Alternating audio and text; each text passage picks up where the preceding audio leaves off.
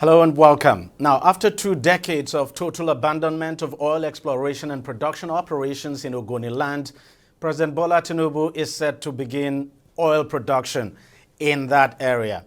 He's directed the National Security Advisor Nuhu Ribadu to immediately begin the coordination of negotiations with all stakeholders within Ogoniland with a view to resuming oil production in the oil-rich community in Rivers State in Nigeria's Niger Delta region.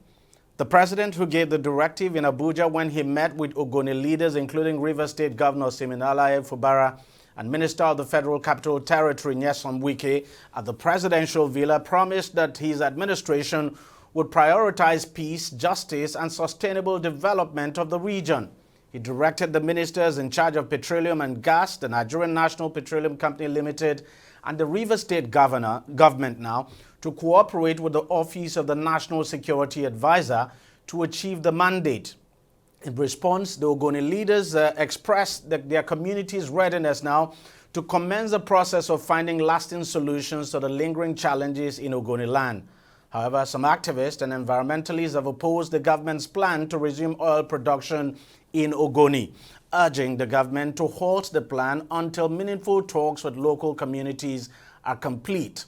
Now, oil production in Ogoniland ceased in 1993 due to local and international protest, primarily led by the Movement for the Survival of the Ogoni People, MOSOP, causing Shell Petroleum, a development company now, to suspend operations in the region.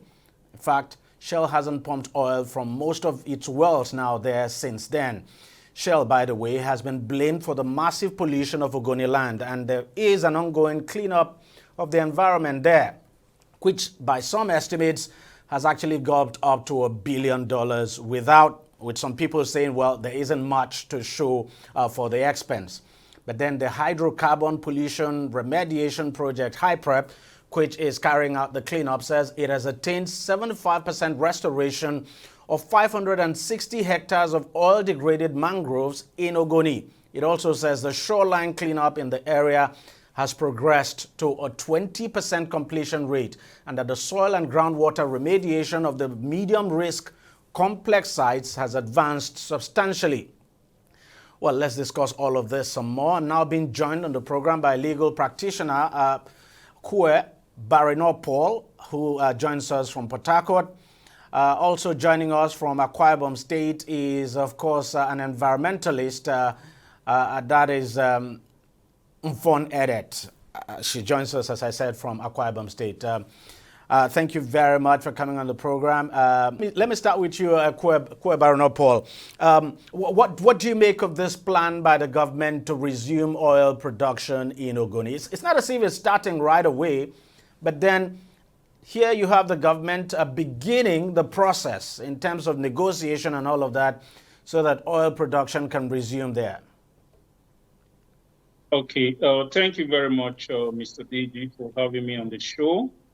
Oil resumption in Ogoni is actually, oil exploration resumption in Ogoni is actually a very sensitive issue. It is one that touches, the chords of our very existence as a people, particularly as the agitations against oil companies, which led to the stop of the oil exploration in Ogoniland, actually resulted in the loss of the lives of illustrious Ogoni sons, including Ken Sarua and others, about 13 others, even more than as recorded.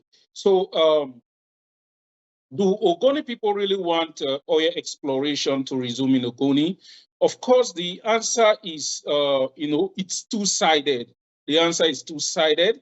There is a class of people who believe that oil exploration should resume in Ogoniland in order to bring back economic activities.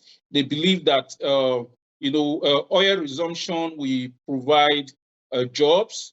We create jobs opportunities for the teeming youth and also create economic activities within Ogoni. And there is the class who believe that nothing should be done to touch the oil beneath the earth until everything is resolved concerning remediation of the environment. Until remediation is concluded, nothing should be done to resume oil exploration. And there are those who believe, who hinge, their terms on the Ogoni Bill of Rights. They insist that the terms and conditions outlined in the Ogoni Bill of Rights are met before we can discuss oil exploration. Of course, for me personally, I believe that Ogoni, the discussion, the commencement of discussion is actually ripe. Ogoni is ripe for the commencement of for this discussion. Like, it's not oil exploration yet, right? It's to discuss the path to oil, to resumption of oil exploration. That's true. So I don't think it's, yeah. And let me just add that you are also the founder of Ogoniland. So obviously you're from Ogoni community. You would know what you're talking about. But I'm going to come to you, Kwe. Let me go to Mfonedet. Mfon, you're an environmentalist, and I know how bad, environmentalists like you feel about the devastation we've seen in Ogoniland and elsewhere. And of course, the controversy surrounding the remediation efforts there. But what do you make of this plan by the current government now? It's not as if they are planning to restart immediately, but they've set in motion the process that the government hopes would eventually lead to the restart of oil exploration in Ogoniland. Once again, thank you for having me. Like you said, it's a started process. This reconciliation process is not a one-off thing. It's not just going to end there or just one. It's a continuous process.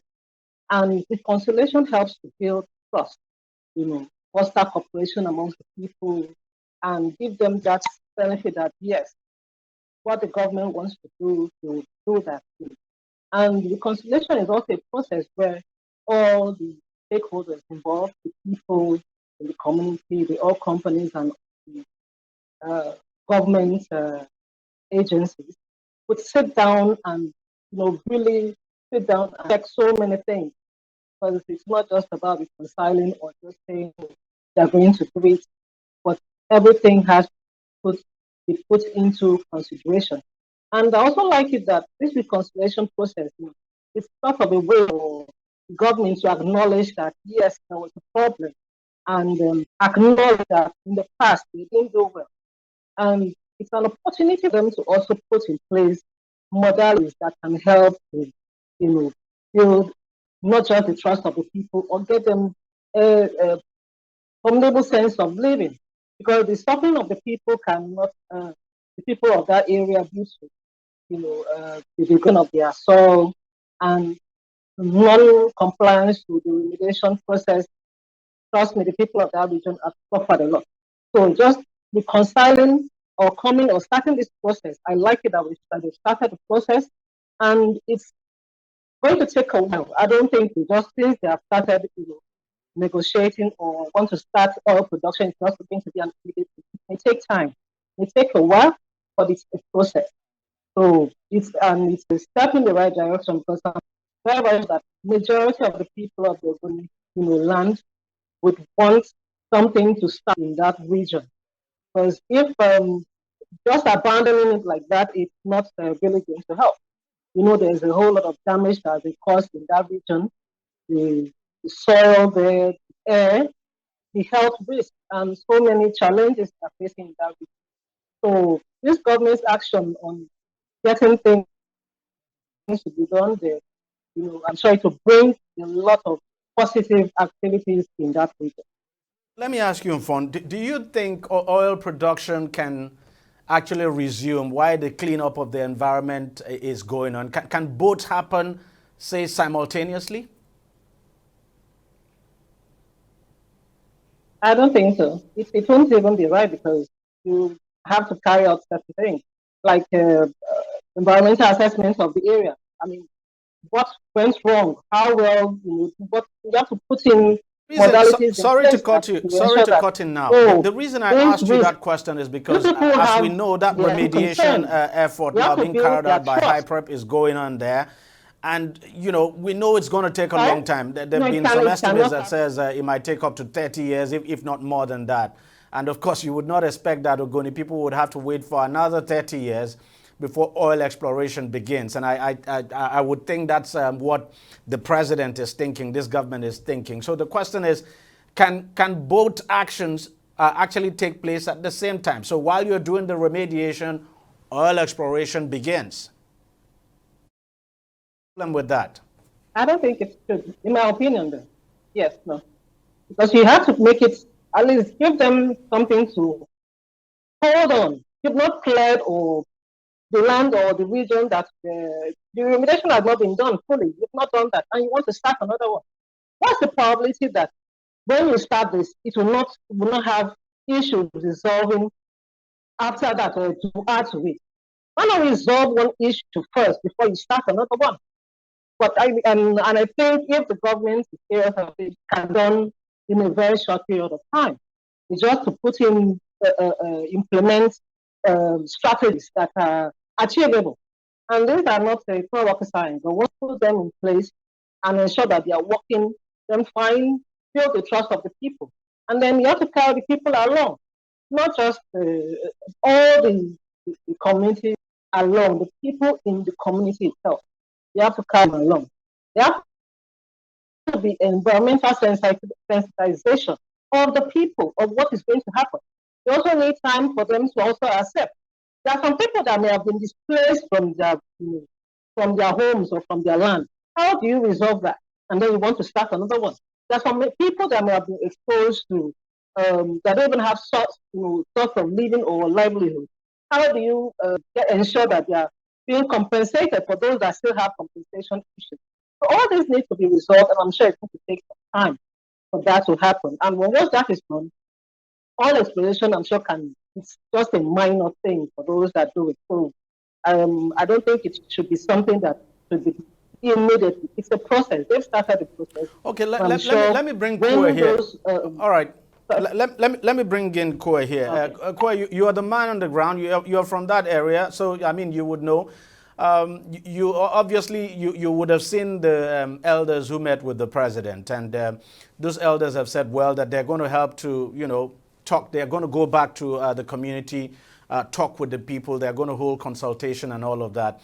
What I mean, for you now, how difficult do you think the work of these elders is? How difficult will it be for them, for instance, to convince the people to say, you know what, maybe we should just consider what the government is placing on the table and let oil exploration begin? I mean, considering the fact that, just as you said, the economic activities in that area have been greatly impacted for the length of time now that oil production is not taking place. And we're talking about upward of 30 years. Okay, so it's actually a very, mountainous task before the elders. And the rate of their success will be determined by how willing the government is to, carry out certain things.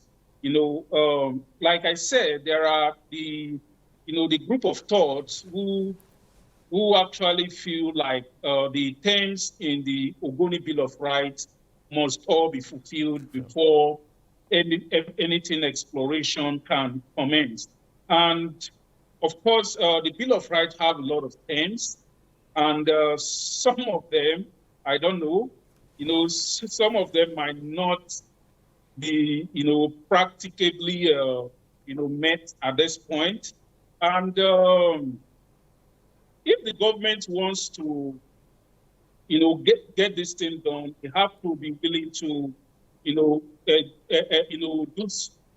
like to come to consensus on very, very key areas.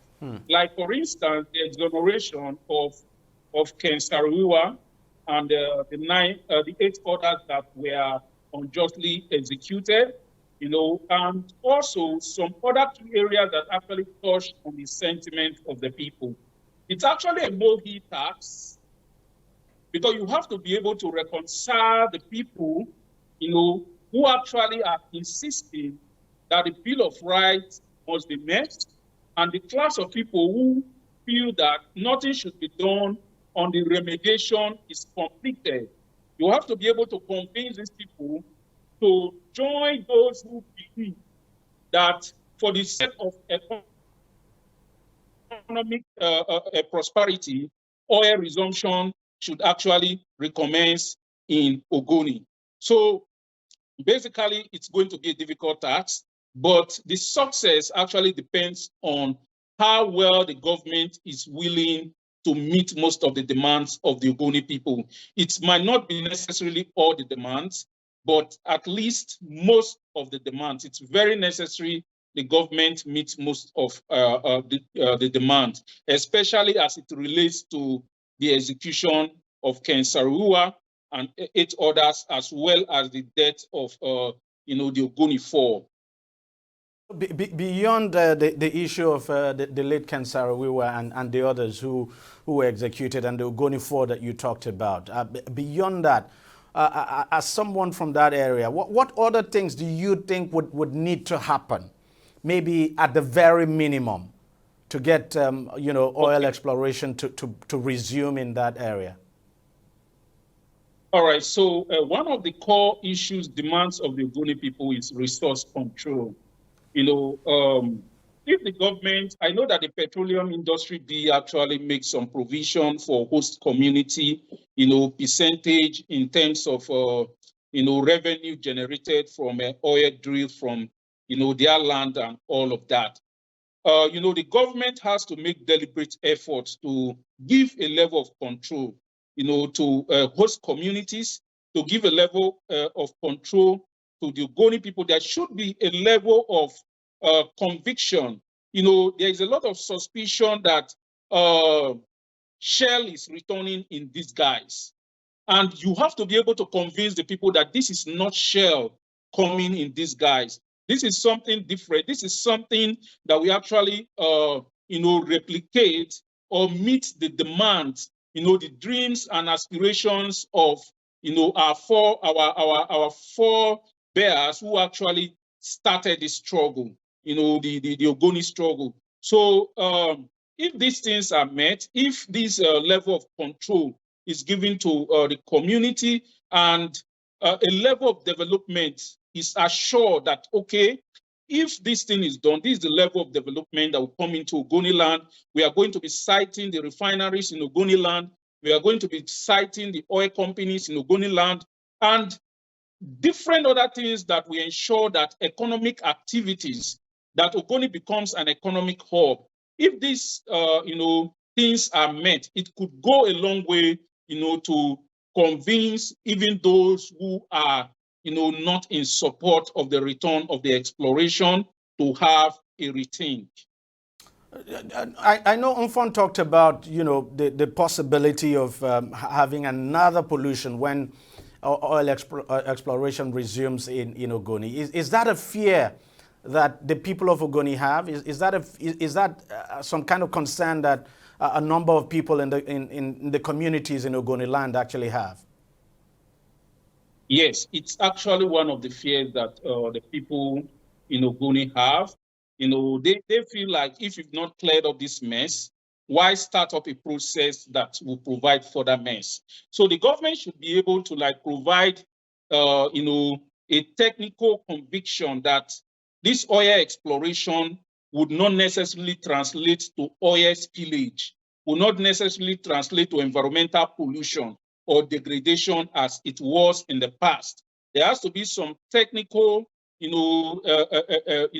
expert, knowledge or education. There's need for enlightenment. There's need for enlightenment. I'm a lawyer, I'm not an oil person and all of that. So those within the oil sector should have a better knowledge.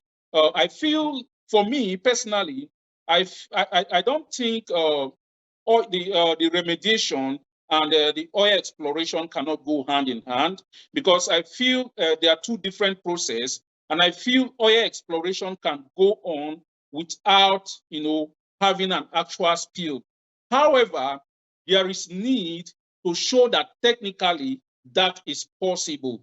If the government can show that that is possible, both whichever company that is coming to commence the exploration process, if they can show the people that, look, we can do this without further oil spillage, I think that might really address that fear. Very quickly, because we're actually out of time. But let me ask you this. What challenge do you foresee as the government prepares to get oil production restarted in Ogoniland? What challenge do you foresee, and what changes would you want to see? For me, I would think that the changes I want to see would be that the government will put in place modalities to ensure that they build the trust up, to ensure that they conduct initial risk, like I said earlier, risk, and if there are risk, and how can they be able to mitigate against this risk. They have to develop robust environmental monitoring systems and to be able to assess continuously, monitor the water in the area, the air, the soil region should be constantly monitored. And apart from that, there should be, constant consultation people of the community. And with that security-wise, I also think that the pool of community should be full. Very quickly, Paul, how soon do you expect to see, if it's going to happen, how soon do you expect to see exploration resume in Ogoni? How soon do I expect to see exploration? I'm not really in a haste to see oil exploration resume in Ogoni. What I want to see is the process of engagement, just like the president gave the directives to the committee that was set up. We want to start seeing town halls at the village level, at the local government levels, and at all necessary levels necessary, to reach out to the grassroots and to be able to discuss these things. Because if oil exploration resumes without resolving these key concerns of the different classes of people, the different group of thoughts, if the government is unable to bring everybody together, to reach a consensus, it might start another round of crisis, avoidable crisis. So I'm looking forward to see the committee begin engagement with the people as soon as possible. All right. I want to thank you very much for coming on the program. Paul Baranopaul, who is also the founder of Ogoniland, which is an online community that connects Ogoni people both at home and abroad. Thanks a lot for coming on the program, and thanks for your time. And of course, we had Mfonedet, who is an environmentalist based in Akwa Ibom State. Thank you very much for coming on the show, and thanks for your contribution. We'll take a short break now, but we'll be right back. Stay with us, don't go away. Opinions are free, facts are sacred, but truth is universal. How, in practical terms, can we, for instance, de-escalate the tension? When you go into public office, you must be ready to answer to the people. We know where the enemy is. 3 places. The Lake Chad Basin, the border area between Nigeria and Cameroon route, and then the Sambisa Forest. On DEJI360, we give you a complete dose of everything. Opinion, facts, and undiluted truth. I hardly believe what politicians are saying in this part of the world. A new Nigeria is possible, a future is possible. We delve into the issues, dissect it so that you can understand it, and use it to take action. I don't think there's any need for any governor to look for grant for ranching. DEJI360, dissecting the issues.